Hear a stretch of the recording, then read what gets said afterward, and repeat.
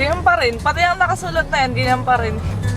Wala pa rin pagbuta. Eh, pag binago yan, hindi na Calvary Church yan. Eto, nagpalit lang ng kulay, oh. Eh ano na yan eh, ginaganap venue na yan eh. Ginaganap pa. Oo nga po, di ba dati nagpapatubo siya ng mga halaman dati, yung mga baging-baging.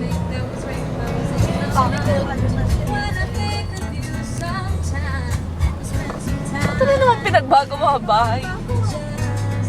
Sabi ni, ganda pa rin ang itsura, umalis si Papa. Kahit nila kayo parang nag-light yung kulay.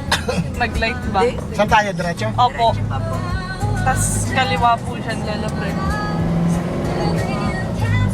Park daw. Oo nga po. Likod ng bahay. Asan yung bahay? Doon kaliwa po.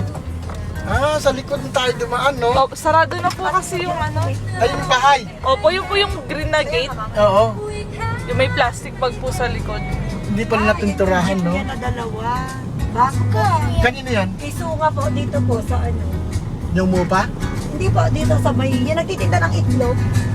Ah, nagtanim sila ng puno. Tas kanan Nakalapit po. Sa likod. Kanan po, Lola Fred.